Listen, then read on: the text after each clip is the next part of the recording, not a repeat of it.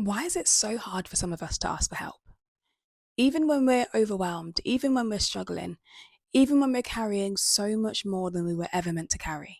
You tell people you're fine. You keep things to yourself. You carry burdens no one else knows about. But have you ever stopped and asked yourself why? I think a lot of us know what this feels like. Because on the surface, it looks like independence. It looks like being strong. It looks like handling things yourself. But if you look a little deeper, it often looks like carrying burdens no one else knows about. Feeling unsupported but struggling to let people in. Telling people you're fine when you're not. Withdrawing when life gets difficult.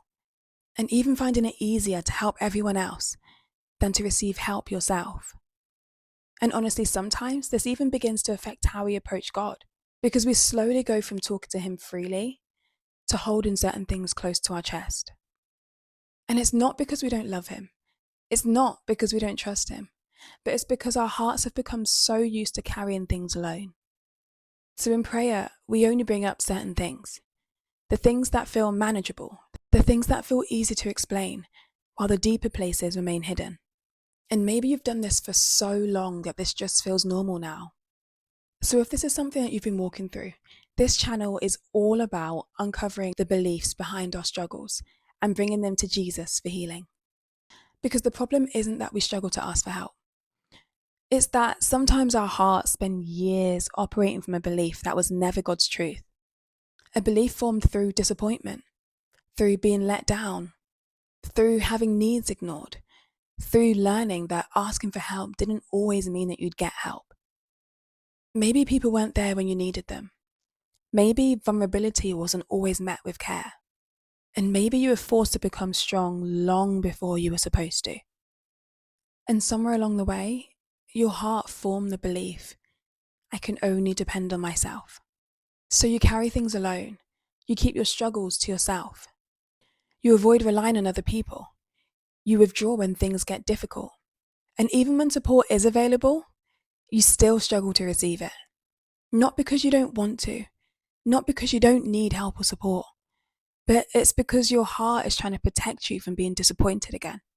But maybe this is the exact point where we need to slow down, where we identify the behaviors and expose this heart belief. Because once you see and expose this belief, you can bring it to God. Because you can't surrender a belief that you can't see. So let's look into the Bible for a moment, because this is where the story of the paralyzed man becomes so powerful. And what I love about this story is that we see how the man who was paralyzed was carried into the house, lowered through the roof. And when Jesus saw him, he healed him. He didn't once shame him. He didn't reject him because he needed help and support to be brought towards him. He didn't tell him that he should have found a way to get there by himself. In fact, the willingness of him being carried to Jesus was the exact way for him to receive his healing. And I think this just reveals something so beautiful about the heart of God, because God never designed his people to carry life alone. And we see this throughout scripture. In Galatians 6:2, it says to carry one another's burdens, not because God expects us to be weak, but because he designed us for relationship, for support, for community, for love. And the thing about God's kingdom is that it works so differently to the systems that we may be used to. His kingdom doesn't shame need, it meets it. It doesn't glorify self-sufficiency, it teaches dependence. And here's the truth, you were never meant to carry life by yourself. You are never meant to do life alone. Dependence isn't weakness. Receiving support isn't failure. Needing help doesn't make you a burden. And asking for help isn't something to be ashamed of. Because God never asked you to become self-sufficient. He never designed you to carry every burden alone. He never asked you to suppress your needs and to pretend that everything's okay when it's not. But instead, he invites you into relationship with him and with his people. So what do we do with this? How can we get healing from this? It would be so great if this week you could spend some time with the Lord. And if you could ask him these 3 questions. Where did I learn that I had to carry this alone? What experience taught me that I can only rely on myself? And Jesus, what do you want me to know instead? And whatever comes to mind, I want you to write this down. I want you to write this down and then bring this before the Lord. And once you've done that, find scripture that speaks directly against the belief that you've been living from. If you've believed that you can only depend on yourself, meditate on verses like Psalm 55:22. Cast your burdens on the Lord and he will sustain you.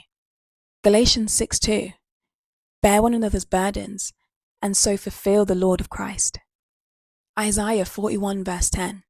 Fear not, for I am with you. I will strengthen you and help you. Write them down, pray through them, believe them, and then declare them over yourself. Because healing isn't just exposing the belief, it's allowing God's truth to replace it. And when that happens, we stop living from self-protection and we start living in trust.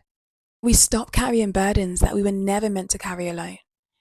And we begin experiencing the freedom that comes from being supported, being loved, and being cared for.